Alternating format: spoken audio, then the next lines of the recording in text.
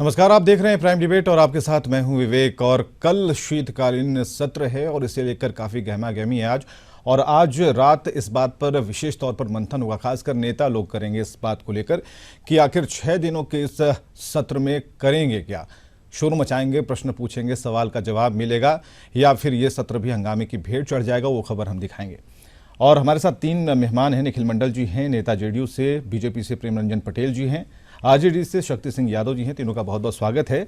और इन तीनों ही प्रवक्ताओं को जो पार्टी का प्रतिनिधित्व कर रहे हैं इस मंच पे, उन्हें कैसा लग रहा है कि 6 दिन कैसे बीतेंगे, उनसे ही जानते हैं।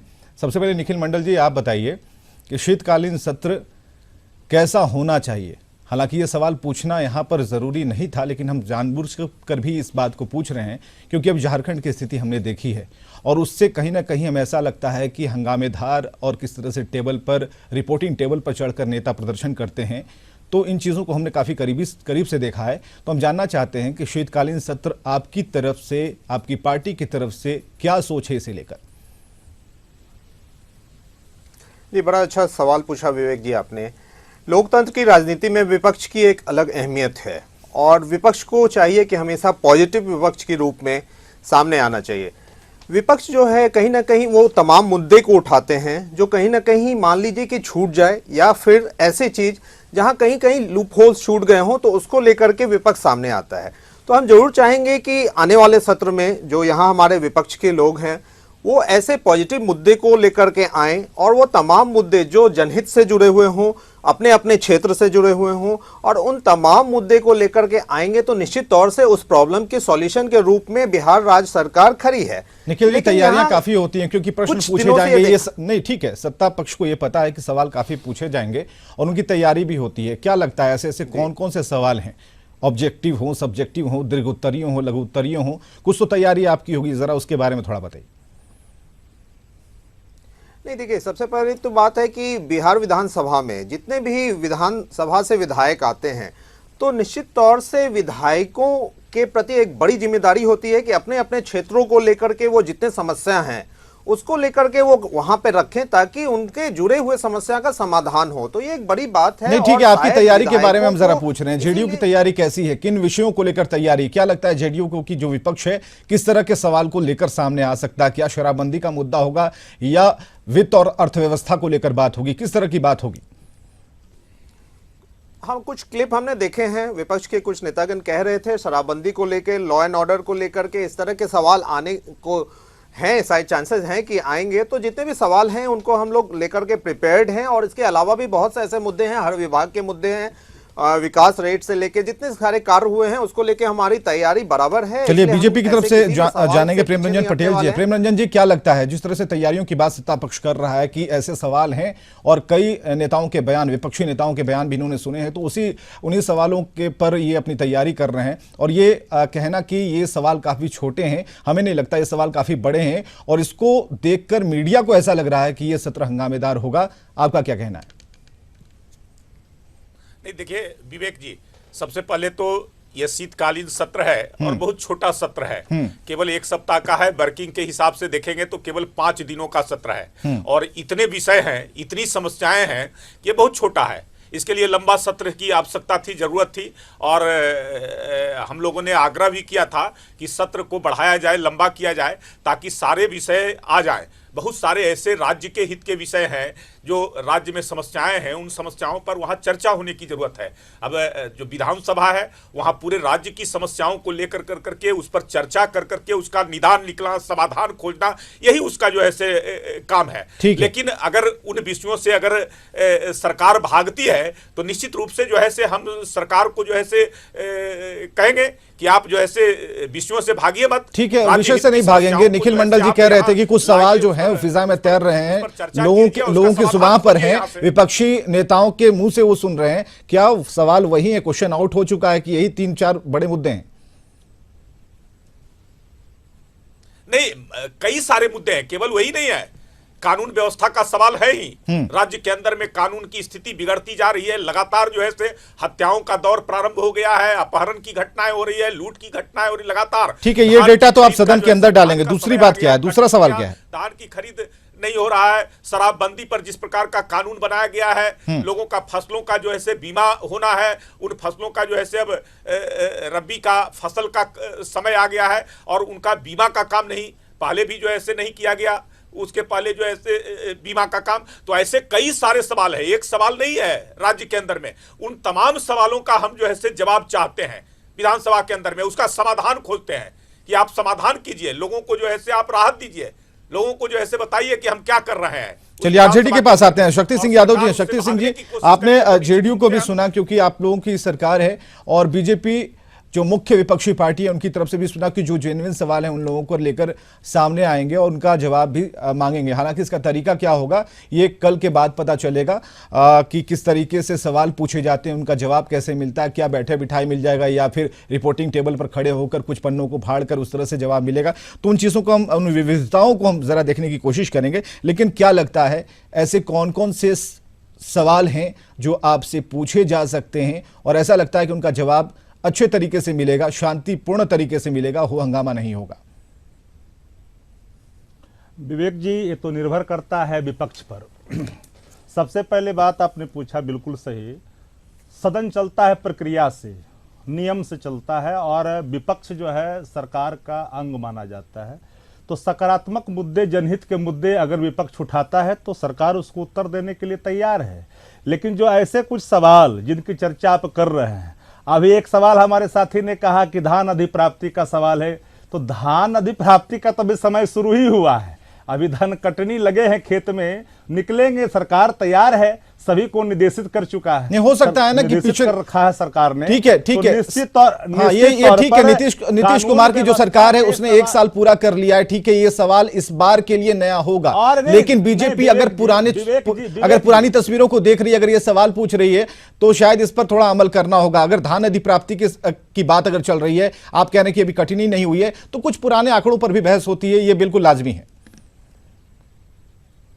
नहीं, बिल्कुल सदन के अंदर में चर्चा करे तो सरकार उत्तर देने के लिए तैयार है। लेकिन उन्होंने कहा कि कानून व्यवस्था के सवाल पर तो बिल्कुल स्थिति स्पष्ट है, कानून के साथ कोई समझौता सरकार करने की स्थिति में न थी, न है, न रहेगी।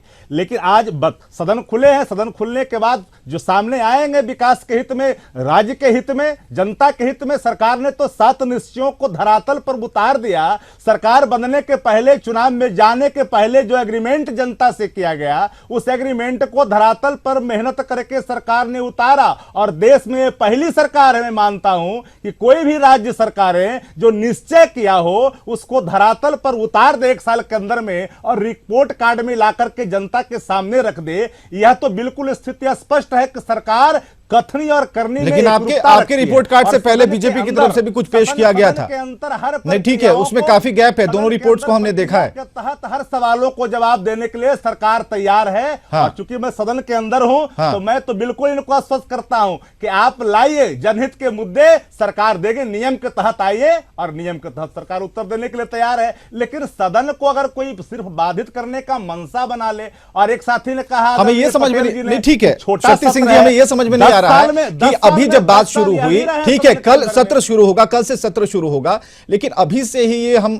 दिमाग में बिठा लें कि जब विपक्षी पार्टियां आएंगी तो सवाल होंगे, लेकिन उनका तरीका सही नहीं होगा। ये कहां तक सही है, जरा ये बताइए। क्या आप भी पुराने चैप्टर्स को याद कर रहे हैं? मैंने विवेक जी, मैं ये नहीं कह रहा हूं कि मैंने कहा कि प्रक्रिया के तहत सदन में जनहित के मुद्दे को लेकर के आएंगे, सरकार उत्तर देने के लिए एकदम खड़ी है। आए, हम तो चाहते हैं कि आप सरकार को सकारात्मक आईना दिखाएं, जनहित के सवाल पर सरकार आपको उत्तर देने के लिए भी तैयार है और चाहती है कि जनहित में आप खड़े हों, आप रास्ता दिखाएं। विपक्ष जो है एक सरकार का भी अंग है और वो दर्पण दिखाएं। हम चाहते हैं कि जनहित में आप आए। तो क्या लगता है कि बीजेपी की समझदारी इस बात को लेकर नहीं है? कहा नहीं, बीजेपी की समझदारी इस बात को लेकर नहीं है। आप बीजेपी को साफ तौर पर कह रहे हैं कि उनका जो तरीका है। जी, आप तो हाँ। आप लंबे समय से आप बिहार को कवर कर रहे हैं, देख रहे हैं, तो बीजेपी के कथनी करनी आपको समझ में नहीं आ रहा। प्रेम रंजन जी,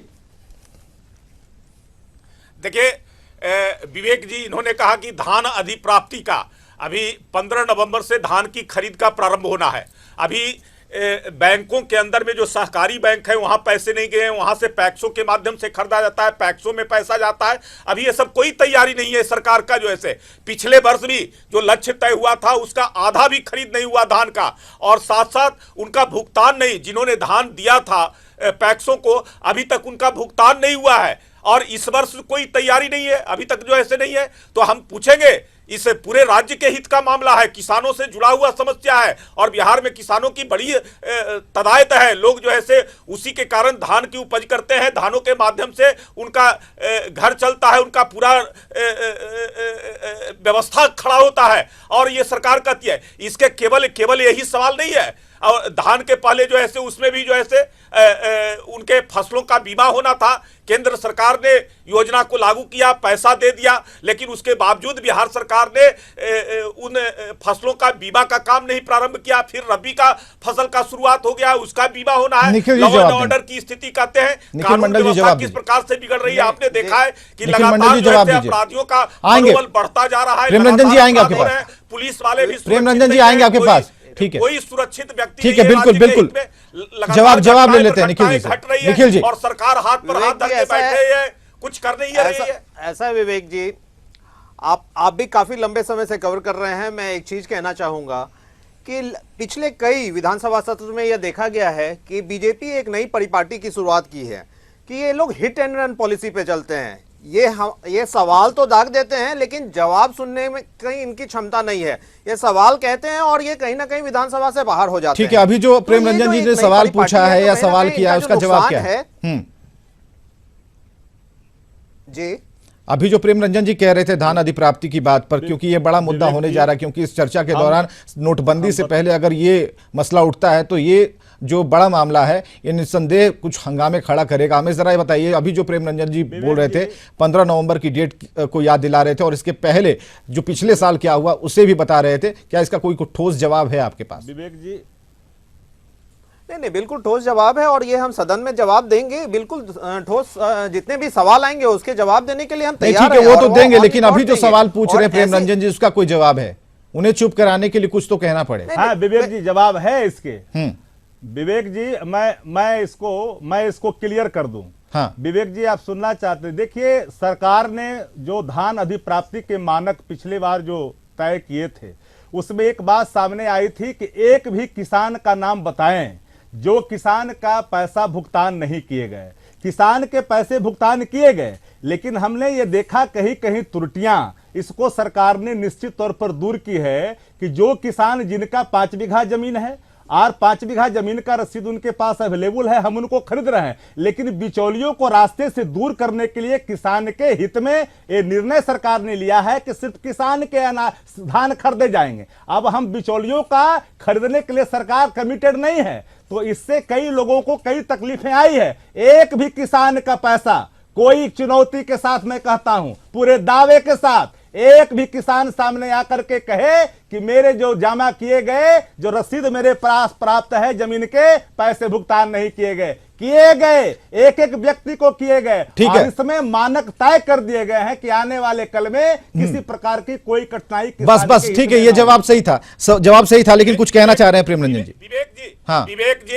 विवेक जी, पिछले वर्ष 70,000 मीट्रिक टन धान की उपज हुई थी यहाँ राज्य के अंदर में। सरकार ने तय किया कि हम 30,000 मीट्रिक टन धान खरीदेंगे, जिसमें 18,000 मीट्रिक टन धान खरीदे गए, और उसमें भी आधे किसानों को अभी तक पैसा का भुगतान नहीं हुआ है। ये झूठ बोल रहे हैं। ये सारे किसान बोल रहा हूं, आप लाइए सामने, घूम रहे हैं, आप चारों तरफ घूम रहा है। एक पैसे का भुगतान आधे आरोप लगाइए तो साक्ष्य के आधार पे लगाइए, जनता देख रही है। 15 नवंबर से धान की खरीद की होती है, साक्ष्य लाइए। अगर भरवली बोलना है, पूरे राज्य के अंदर में आप आंकड़े ले लीजिए हर जिले से कि कितने लोगों का भुगतान नहीं हुआ, इसलिए कि जो है आधे अधिक किसानों को गुमराह करने वाली पार्टी, 15 नवंबर से धान खरीदने वाली पार्टी है, अभी तक तैयारी नहीं हुई है। तो रखिए, राज्यों के अंदर सहकारी बैंकों को पैसा जाना था, वहां नहीं गया है, वहां से पैक्सों में पैसा जाना है। प्रेमरंजन जी, ठीक है, प्रेमरंजन जी, प्रेमरंजन जी, मैं नहीं बोल रहा हूँ। प्रेमरंजन जी जरा सुनिए, सरकार ने पूरी मानक तय कर, प्रेमरंजन जी जरा सुनिए, कौन कर रहा है?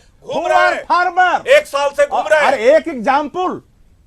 एक एग्जाम्पल बताएं विवेक जी। बिचौलियों से बचने के लिए सरकार ने मानक तय कर पैसे दिए नहीं हैं दिए कि इन जो लोगों ने। किसान और इस पूरा साल भर से बार जो किसान लोग घूम रहे हैं लाएंगे पर्चे उत्पादन, लेकर के, उनका उनके भुगतान नहीं हो रहा है उत्पादन, पैसा अरे आप का। सुन तो लीजिए, हमने जो लक्ष्य प्राप्त मैं किया, जान रहा हम हूं, मैं नियम भी जो ऐसे आता हूं, के विरुद्ध जनप्रतिनिधि सरकार मैंने कोई भी रहा काम है। नहीं और करते। मैं देख रहा हूं, सरकार हम लोग नियम के के क्षेत्र में खिलाफ लगातार जाते हैं, नहीं लोग लेकर करेगी, के पर्चे आते हैं नियम के और कह तहत रहे हैं कि करेगी हमारा और भुगतान नहीं किसानों हुआ। के धान लेकिन को कोई पदाधिकारी बताने को खरीदने तैयार के नहीं है, लिए कब होगा, सरकार कैसे होगा कमिटेड भुगतान। है और सभी सरकार चलिए, के 15 नहीं ठीक है, नवंबर से चलिए शीतकालीन सत्र की पैसे बेंच पर है। क्या होना है ये सब कुछ हम लोग देख पा रहे हैं और जनता भी समझ पा रही है। धान अधिप्राप्ति, धान खरीद जो उसकी डेट बताई जा रही है, कुछ पुराने आंकड़े हैं। हालांकि इस कार्यक्रम के तहत हमें अपने मेहमानों को भी पहले से प्रिपेयर करना चाहिए और उन्हें बताना चाहिए कि कुछ दस्तावेज हों तो जरूर सामने लेकर आए, और ये बिल्कुल जरूरी होता है क्योंकि अगर आज इस प्लेटफॉर्म पर अगर दस्तावेज हों तो झूठ का झूठ और सच का सच सब कुछ सामने आ सकता है। खैर, एक सवाल लॉ एंड ऑर्डर को लेकर भी है कि शीतकालीन सत्र में इन चीजों को लेकर भी जब से नीतीश कुमार की सरकार बनी है तब से लेकर अब तक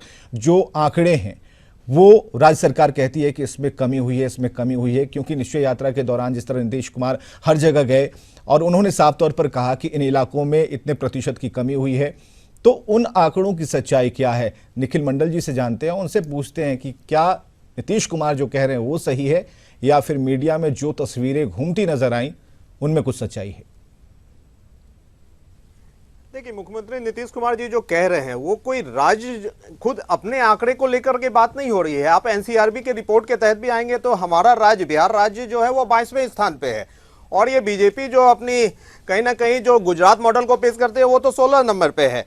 तो ये कहीं ना कहीं हम जब बात करते हैं, ऑन रिकॉर्ड बात करते हैं, you can cross check it. ऐसा नहीं है कि हम यूं ही बातें कर रहे हैं। और एनसीआरबी कोई बिहार राज्य सरकार के तहत नहीं जारी होता है, ये तो एक नेशनल फिगर है जिसके तहत आप भी जानते हैं कि वो एक आंकड़े को सामने रखा जाता है और उसके हिसाब से बिहार में जो क्राइम रेट है लगातार घट रहा है। और खासकर शराबबंदी के बाद जो ये आंकड़ा देखा गया है कि वो लगातार, चाहे वो मर्डर में हो, अपहरण में हो, फिरौती में हो, रेप में हो, लगातार सभी की संख्या लगातार घट ही रही है। तो ये कहने वाली बात नहीं है, ये तो चेक करने वाली बात अच्छा, है। जरा आप ये आंकड़े बताइए मंगवा निखिल सकते मंडल हैं और जी, क्रॉस चेक कर ठीक है सकते हैं। निखिल मंडल जी, ये बताइए क्या हम क्राइम रेट को सिर्फ रिपोर्ट के जरिए जाने या उन परिवारों से भी पूछे जो इनसे आहत हुए हैं, उस समाज से पूछे जहां पर ये घटनाएं होती हैं और सभी सहम जाते हैं? किनसे पूछे हम? क्या प्रतिशत का खेल समझते रहें या जो क्राइम खेल खेल रहा है उसे भी रोकने की जरूरत है? क्या हम 22वें नंबर पर हैं या 122वें नंबर पर हैं? ये जरूरी है। इसे किस तरीके से पूरी तरह डिमोलिश किया जा सकता है, ये जरा हमें बताइए। नहीं, देखिए विवेक जी, एक क्राइम जो है ये कहीं ना कहीं हमारे समाज के बीच के ही लोग के द्वारा की जाती है, ये एक सच्चाई है। और जीरो आप फिगर चाहते हैं वो कहीं ना कहीं संभव नहीं है, ये एक सच्चाई है। दूसरी बात नहीं, हम तब में और अब में की बात कर रहे हैं। होने से पहले ही आप क्यों नहीं? निखिल मंडल जी, हम तब में और अब में की बात करते हैं। बहुत ज्यादा चेंजेस हैं, ये आप भी मानते होंगे, आपके घर में भी चर्चाएं होती होंगी। तब में और अब में बहुत फर्क है। क्राइम रेट ठीक है, इस प्रतिशत की उलझन में हम नहीं पड़ना चाहते, लेकिन एक बात तो सच है कि कुछ न कुछ सच्चाई है। और अभी के फर्क दिखलाएंगे तो हम तो डाटा पे ही आएंगे, डाटा के हिसाब से तो हमने सुधार की है। दूसरी बात की आप कह रहे हैं कि क्यों नहीं रोकते, क्राइम जब हो जाता है तो आप क्यों आते हैं सामने? तो कोई ऐसा यंत्र है, आप ही बता दें, जो हमें पहले पता चले कि फलना जगह फलना लोग कोई क्राइम करने जा रहे हैं। तो ऐसा तो संभव है नहीं। तो निश्चित तौर पे जब भी जो क्राइम हुआ है, जो क्राइम है उसको हम लोग गलत मानते हैं, लेकिन उसके बाद आप देखेंगे तो लगातार, चाहे बड़े लोग हों, बड़े रसूखदार हों या छोटे लोग हों, सभी को सभी अंदर चलिए बीजेपी से जवाब ले लेते हैं। प्रेम रंजन जी, 1 मिनट का समय है। देखिए विवेक जी, लगातार क्राइम का रेट बढ़ रहा है, प्रतिशत बढ़ रहा है। आप पिछले वर्ष की तुलना में इस वर्ष जो है ज्यादा क्राइम हुए हैं। इस एनसीआरबी की रिपोर्ट पे बात कीजिए। को देंगे जिसकी चर्चा कर रहे हैं एनसीआरबी का, उसके रिपोर्ट के आधार पर भी जो है इधर लगातार उसकी आंकड़ों में वृद्धि हो रही है और सरकार उसको रोकने में अक्षम साबित हुई है। कहीं कुछ नहीं हो पा रहा है, लोग दहशत के अंदर में है। राज्य के अंदर में अपराधियों का मनोबल लगातार बढ़ता जा रहा है। ये तो सुनते आ रहे हैं, इसके अलावा कुछ करना चाहिए नहीं कर रही है। स्पीडी ट्रायल का चर्चा होता था, वो बंद हो गया, समाप्त हो गया है। अपराधियों में जो स्पीडी ट्रायल का भय था वो भी खत्म हो गया, इसलिए कि स्पीडी ट्रायल भी अब नहीं हो रहे हैं, उसके कोई आंकड़े सामने नहीं आ रहे हैं। इसलिए लगातार जो है अपराधियों का मनोबल बढ़ता जा रहा है। राज्य के लोग जो है दहशत, भय और आतंक के वातावरण में है। लोगों को उनसे मुक्ति चाहिए और सरकार कब तक करेगी, हम लोग तो सवाल करेंगे और जवाब। चलिए, विपक्ष के पास सवाल हैं, उसके जवाब चाहिए। कल से शीतकालीन सत्र शुरू हो रहा है, 6 दिन का है, इसलिए थोड़ा रोष भी है, लेकिन इसमें अगर काम की बात हो जाए तो जनता की बेहतरी है, उनका पैसा भेजा नहीं जाएगा। और कुल मिलाकर शीतकालीन सत्र का इंतजार हमें भी है, क्योंकि कुछ हमारे भी सवाल हैं। देखते हैं सरकार जवाब दे पाती है। बहुत बहुत शुक्रिया सभी का। नमस्कार।